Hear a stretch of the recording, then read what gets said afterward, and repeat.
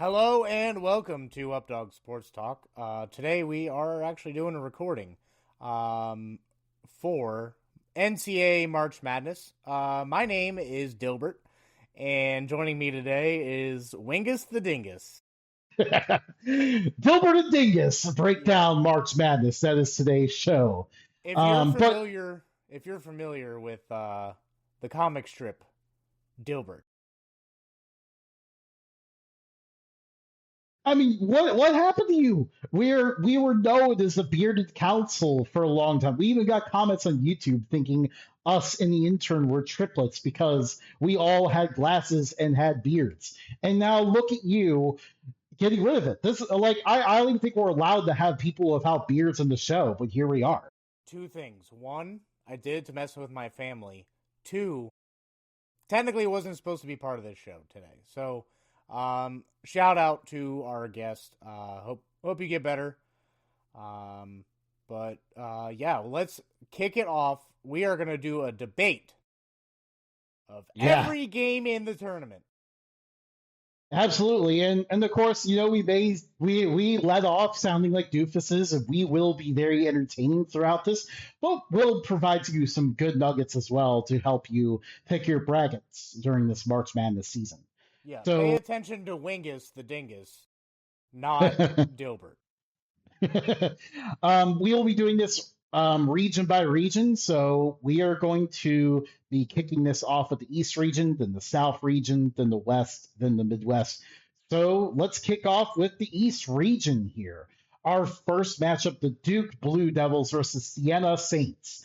The Siena Saints' first appearance in well over a decade, back when Fran McCaffrey led them to tournament wins 2 years in a row before he left. Very underseeded here against Duke. What are your first thoughts? My first thought, baby, is oh, when the Saints, oh, when the Saints, oh, when the Saints go marching in. Sienna by 50. No, I'm playing. I mean, how often does a 1 seed lose to a 16 seed? Like twice in our life? Twice ever, yeah. Yeah. So, so yeah. I mean, I don't like those odds. So Yeah, Duke's pretty strong, right? yeah, I agree. I hate this for Siena. I've really thought the MAC, as I like to call it, because it's got the two A's, was Mac. was far too strong of a league to place their champion as a 16. And unfortunately, like getting matched up with Duke is just really unfortunate for Siena. A short-lived trip for them. I think we'll have Duke moving on in this one. Next, we go to Ohio State and TCU. Ohio State in the tournament for the first time in a few years. TCU, Jamie Dixon has led them back into the tournament again. What are your first thoughts? I mean, I feel like TCU was underrated there. Yeah, I mean, Big 12 is better than Big 10, and TCU has one more win. But yeah, but I guess Ohio State played two more games, so I don't know. My gut says TCU in this one. yeah. I think it's a good rule in general to usually pick the nines over the eights. And really, this year, I don't think it makes a lot of the difference because these one seeds are so good. I agree with TCU on this one. Jamie Dixon usually manages to get his teams one game around there. Next, we have St. John's in Northern Iowa. Get ready because this game is going to be an absolute rock fight. Both teams very heavy on the defensive side and not consistent offensively. What are your first thoughts? I mean, 5-12 is usually smelling some upsets. But I mean, I don't know. I don't know about this one in particular. I think St. John's was a little uh they got the short end of the stick on the seeding also. Um as much as I want to pick Northern Iowa, I think shoot, what's his face? His son literally coaches at Xavier. Rick Pitino. Pitino. Yeah. I think Pitino's got them going enough to, I don't know, at least get out of the first round. Yeah, I looked at this game like Northern Iowa is like usually a pretty good spoiler team. Ben Jacobson knows how to win in the tournament, and if they shoot like they did in Arch Madness, this team is absolutely lethal. Problem is they've had some time off since they finished their conference tournament. For a team that was getting hot at the right time, I don't know if I like that extra time off. I'm going to go with St. John's as well. So far, no debates. Next, we have Kansas versus Cal Baptist. Cal Baptist has one of the most interesting players in the tournament. Dominic Daniels Jr. is an elite scorer. He went for 47 at one point this year. But don't lead that to believe that Cal Baptist is an offensive based team. This is actually a strong defensive team. They usually prefer to slow the pace down. Can Cal Baptist pull off the impossible, or do you see Kansas rolling here? I mean, how Cal Baptist won was one to talk about on that missed dunk, and they walk away with the win. Yeah, that was crazy. I don't think I've ever seen that. I know. Like all the commercials. A buzzer-beating dunk that just rims out. Yeah, and like all the commercials around there, they're always like, they're selling their product like it's a slam dunk, and now that phrase doesn't work anymore. That being said, though, I think I don't know. I really don't want to keep chalking this thing. I guess we had an upset with TCU, but I don't like too much chalk. But I feel like this is one you got to chalk. Yeah, this is kind of an interesting region just because there's so many really good coaches here. A lot of legendary coaches in this initial region, which is going to make it a bloodbath later on, but I don't know if it leads to a lot of hope for upsets. Next, we go to Louisville in South Florida. This South Florida team has been electric down the stretch. They are very good on offense, and they've been playing better defense down the stretch too. They had times early in the year where their defense wasn't so great. We'll see if that resurfaces against Louisville, but what do you think about this one? I don't know. I watched a couple of Louisville games, and maybe it was just the ones that I saw, but Louisville didn't overly impress me. Like, you could tell they were good, but they didn't really impress. And for that reason, I think that this is smelling an upset.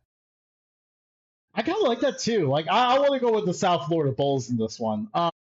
It's a team I like playing the hot hand here. They're playing such great basketball right now. Louisville has been kind of up and down all year. The one thing I will mention is that Louisville typically they've been struggling against teams that are higher seeds and usually taking care of business, but there's just I don't know, this Louisville team just doesn't feel special to me. But while the South Florida team, the way they finished down the stretch, that feels special to me. I like the Bulls as well. We go to Michigan State and North Dakota State. North Dakota State had an excellent year. They have a lot of options of guys who could score for them. But, I mean, Michigan State, they don't call it January, February Izzo for nothing. Who do you think could win this one? Well, I mean, we're used to seeing Michigan State as a 1, 2, or 3 seed, and I feel like the past few years they had dropped down a couple pegs. I think they're kind of back this year. I think Tom Izzo kind of found his group. I don't know if they'll win the whole thing, but I think that they can make it a round or two. So I don't know. I think Tom Izzo's got this group at least getting past North Dakota State. Yeah, kind of a rough exit to the Big Ten tournament, which kind of tells me they'll show up pretty fired up for this one. So, yeah, I agree with Michigan State on that one. We go to the 7-10 matchup, UCLA and UCF. Mick Cronin, angry as always, and then taking on UCF here. I mean, we either get, we could, looking ahead, we could potentially get a second round matchup with two angry coaches or civil conflict. But we got to focus on this matchup first. UCLA kind of up and down all year. F a little bit underrated, I feel like. But who do you like in this one? I agree with you on the UCF on being underrated. I feel like Mick Cronin is good to get your team to the tournament. And then you really have to have that feel to know if Mick Cronin is going to go further. They're good on defense. They're going to be starving for buckets. Not like even without a defense on the court, they're going to be starving for buckets. And then you Yeah. put Now UCF. I'll give you this. The one thing McCronin has been really good at UCLA is at least winning that first tournament game. Yeah, I just don't have a whole lot of faith when it comes to Mick Cronin. Because, like I said, it's a feel thing for me with Mick Cronin. I don't feel like this team has it in them. I feel like they're going to look at UCF and be like, yeah, you guys really still belong in the American. And I feel like that's how UCF plays is, hey, we're no longer part of the American. Stop saying that. So I think that UCF's going to put up a fight in this one. I think they win it. We have our first disagreement here. I'm not going against Mick Cronin in that first round game. I don't know if they go any further, but it's just I don't know. Like the when I initially this felt like one of those matchups where I initially looked at it, I liked UCF, but then I thought about it more, kind of looked more at UCLA's history, and I feel like I'm starting to like the Bruins more here. I'm not opposed to picking Mick Cronin. I just know how he is in tournament time. I will concede. We can choose UCLA, but just know I'm doing a separate bracket, and for that one, I'm picking UCF. Good deal. Mentioning angry coaches, Dan Hurley and UConn taking on Furman. Furman, another team that really feels like they got underseeded. And I understand, like, a lot of the regular season was kind of waiting for this team to live up to their potential. But when they came to the conference tournament, they did that. This team has a lot of talent. The last time they were in March Madness, they pulled off an upset. Do they have another one in them? No, I think UConn wins this one favorably. Yeah, I just don't like betting against Dan Hurley in March Madness. It feels like he's a pretty sure thing. So we gotta have a UConn moving on there. And now that gets us to the second round of the East region. The Duke Blue Devils taking on TCU. Does TCU stand any chance here? No, Yeah, I think was it Cam Boozer yeah, for Duke? I think Cam Boozer is gonna kind of lead this Duke team pretty far. yeah, I agree. I know there's some injuries there which may hurt them down the line. Um, Again, like these one seeds are just so good this year. It's definitely a lot different than what we're used to seeing with that. So Duke definitely moving on there. But then we got St. John's and Kansas. Rick Pitino taking on Bill Self. That's a coaching matchup. Yeah, yeah. This is where again, like we get all these legendary coaches in this region. I don't know. I think this is where St. John's can pull it off. Um, Kansas is really good. Kansas is always really good, but I think Patino's got a special team at St. John's right Here's the thing that worries me about them. I feel like last year St. John's was really trendy entering the tournament, and this year again we're kind of seeing that where they were very trendy. St. John's last year was basically, I think, like the only top three seed to not make it to the Sweet 16. They were the biggest disappointment of the whole tournament. So that kind of has me worried about them, and I feel like we're also in that situation where nobody's really talking about this Kansas team. They have a lot of talent on there, and they've shown at times this year they can be elite. I don't know if I like doubting Kansas in the spot, you know? Yeah, I just any team that loses to Cincinnati at the end of the year, that a Cincinnati team that fires their coach, I don't have a whole lot of faith in. I mean, their Kansas coming into this game is 5-5. St. John's is 9-1, and their only loss was to UConn. Yeah, although that loss kind of felt like five losses. Yeah, that was a big Uh, loss, but but they did get um, their revenge. yeah. The only thing is though, St. John's 6 more points a game, um, offensively, and then defensively they give up 1 more point. So to me, a lot of things just say St. John's wins here. Okay, you can go with You can blame it on me. it. Our next matchup, we have one of our upset picks. We have the South Florida Bulls taking on Michigan State. Can South Florida keep this run going and no go another game? Or will Tom Izzo continue his winning ways? I think Tom Izzo continues his winning ways. I think South Florida, as good as they are, they got the short end of the stick getting the East.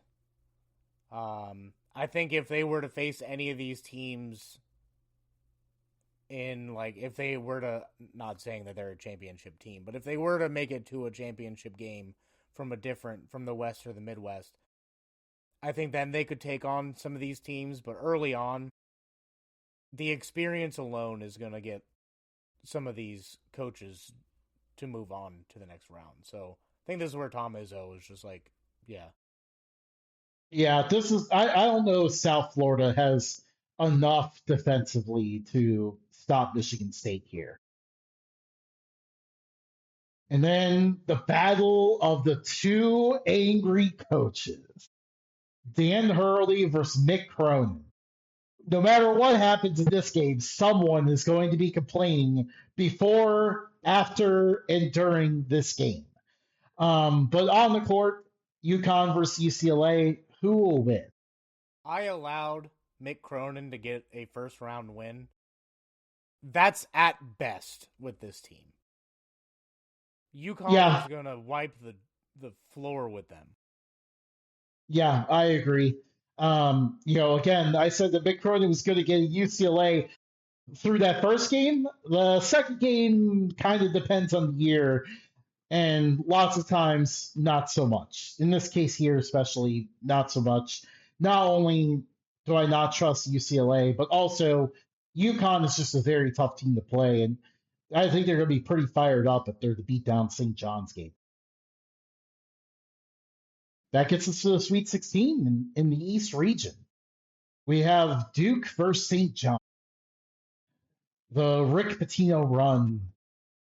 Can it continue, or do the Blue Devils keep it rolling? I think it's one of those things where that Blue Devil offense is just too good. No matter what Yeah, defense you have, you're not going to keep up offensively with them. It's just tough. I don't see a way that St. John's wins this game. yeah. There's not much of a path. I mean, they can force some turnovers, maybe do something like that, but for the most part, like it definitely feels like Duke is going to win this one. And then, man, I mean, what a showdown with UConn and Michigan State. This one, Dan Hurley versus Tom Izzo. This is going to be if this is the matchup here. This is an elite matchup. What are your They first thoughts on that? they're very similar teams. I mean, statistically at least. Michigan State 6-4 in their last 10. UConn 7-3. Michigan State net rank is 11. UConn 10. Um, Record against top 25, just 1 win off. So they're like right there neck and neck statistically with each other. UConn. So here, let me put this out here then. One of the things we need to think about, because we are putting together a bracket here, one of the things we need to think about is that usually you don't have back to back years where more than two one seeds advance to the final four. So we may need to think about what our path is here because I think UConn can beat Duke. I don't think Michigan State can. I don't think So so either. if we want UConn to the final, if we want a not a one seed to the final four, UConn is our path forward here. I mean, I was gonna say that UConn will probably squeak this one out and move on. I don't like a 1-2 matchup, but at the same time, this is the best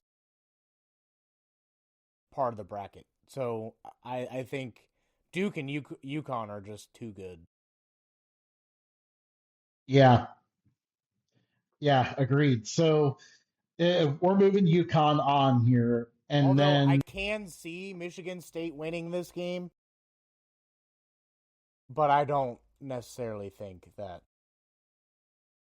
Tom Izzo would get that gang going much further. yeah, but now like we get Duke versus UConn.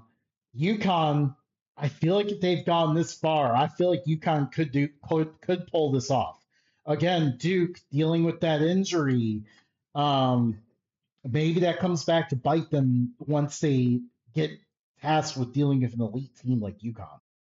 Are all four guys like out for an extended period of time, or are they just out the first game or two? So,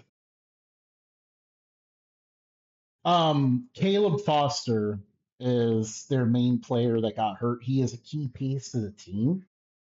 They won the ACC tournament without him, but they definitely looked more vulnerable. Florida State nearly took them down in that tournament.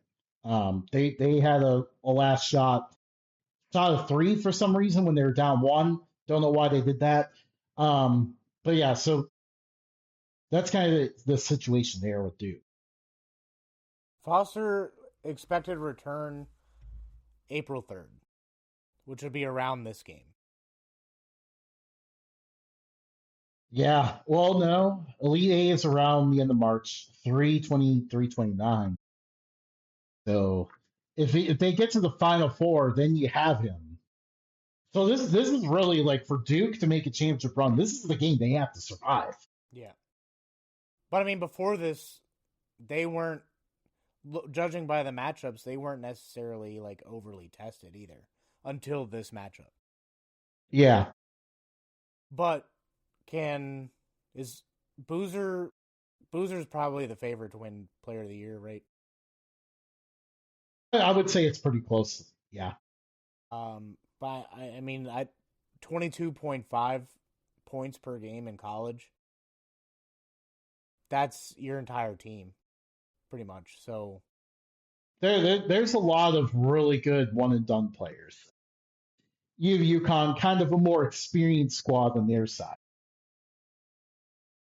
I don't know. I'm okay with UConn upsetting here on the basis that um, Duke is shorthanded, but I don't know. This Duke team just reeks of championship caliber ness. Absolutely. But hey, if we're to win these challenges that we're a part of, we gotta be bold. I think UConn going to the Final Four is bold. All right, let's do All it. right, we got UConn in the Final Four. They're coming out of the East region.